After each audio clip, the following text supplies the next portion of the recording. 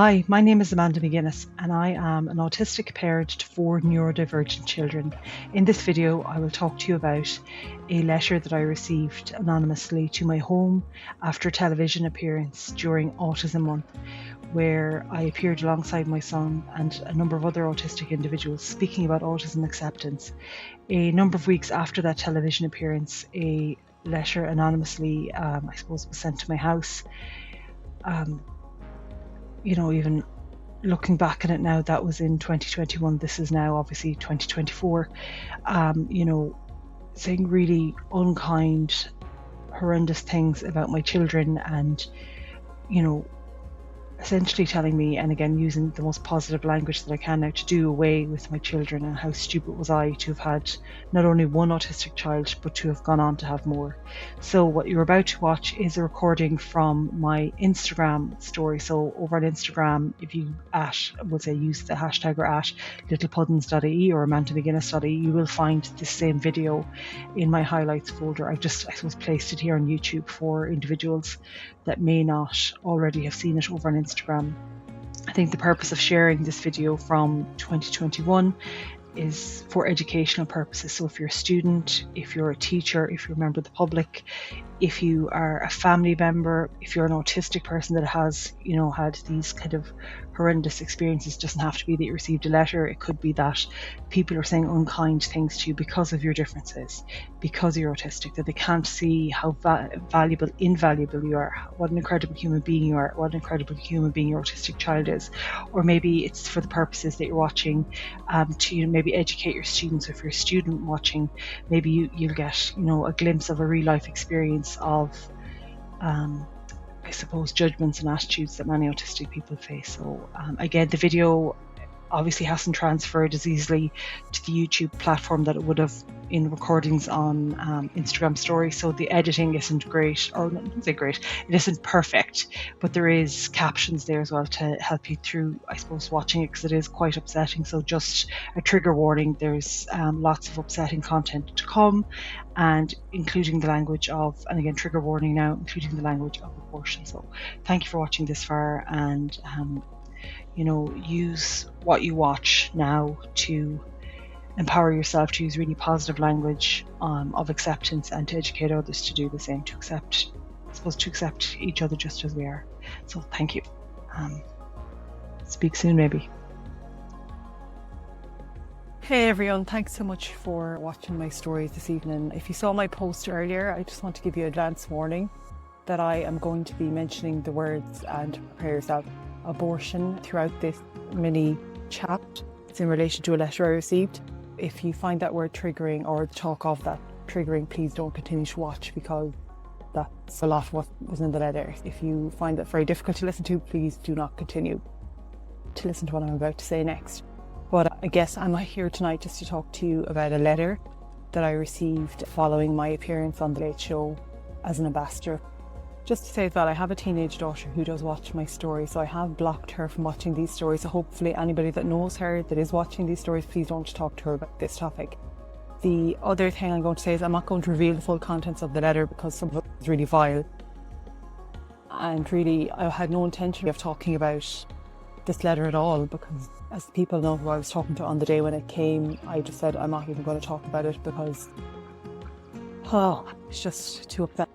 But after watching Julie's stories last night, I just thought, there's a brave lady that's been through an awful lot recently, well, over time, but in particular recently, and she's gone on her stories now and talked about what's happened to her and the trolling and everything that she's experienced. I've been very lucky in the sense I haven't been trolled so far. Hopefully that won't follow after this, but I haven't been, and I really wouldn't even talk about this letter but for what's in it, and why I feel this letter has an important message for all of us, and why sometimes when we don't talk about, say, horrible incidents or experiences that we've had, sometimes that gives them more power. Not the person who wrote the letter, but I suppose the meaning behind the letter and why they potentially sent it.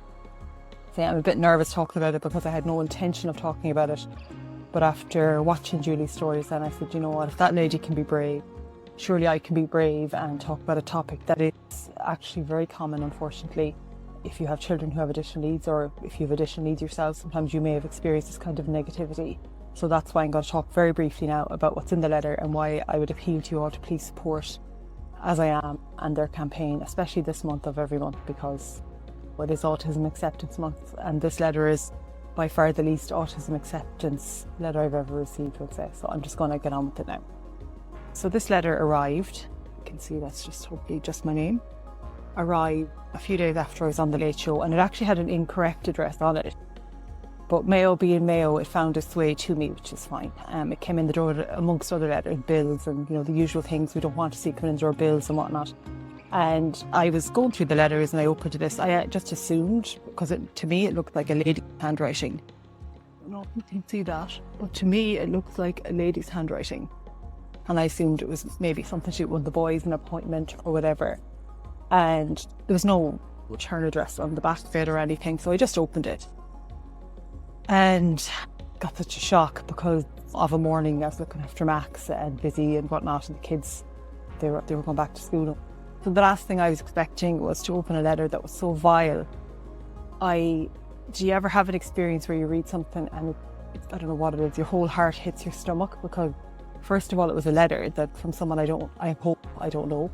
As I said, it's anonymous, there's no name signed to it. But the point for me really out of all of this is that someone felt so negatively about my boys having additional needs or autistic that they actually paid money for an envelope and a stamp, and actually went to a post office and posted it. That to me is the worst part, because sometimes in haste people might send a message online without thinking and be like, oh God, I shouldn't have said that.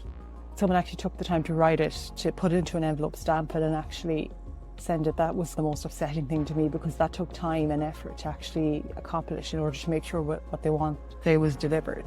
So when the letter arrived, I got an awful shock, and I contacted Donna Sheridan, who's an amazing ally of the autism community.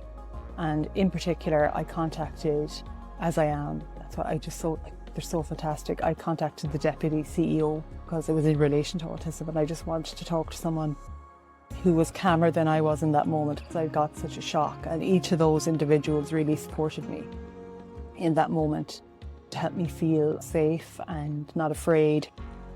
And just even someone else to say what I was thinking. This is so crazy that someone would do this. And also the fact that, but I think also just the fact someone actually sent a letter with this kind of content. So I can't read all the letter because, again, I have a teenage daughter and I don't want to frighten anybody, but the bit I can read, sorry, no, just no glasses on, of course.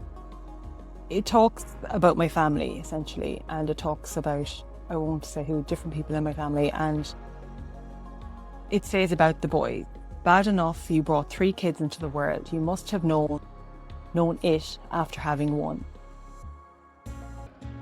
You must have no sense. Your stupidity. Did you ever hear of abortion?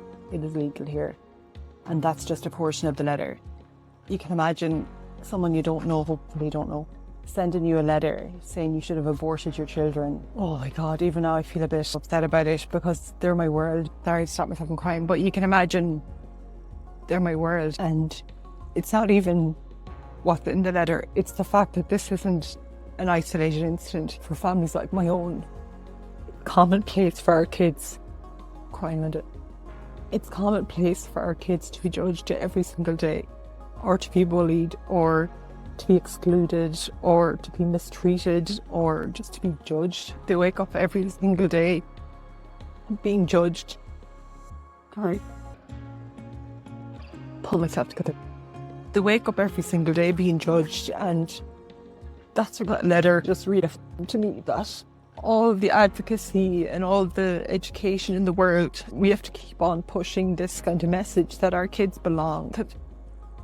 Sorry, I didn't mean to cry, and I just noticed I have a big line there on my nose with the word glasses. Sorry, I didn't mean to cry. I suppose for me, what the message or the letter, the worst part for me is that someone actually just went and posted it, actually went to a post office and thought, oh, I'm going to ruin someone's day now or ruin their week or whatever. I don't know what the intention was.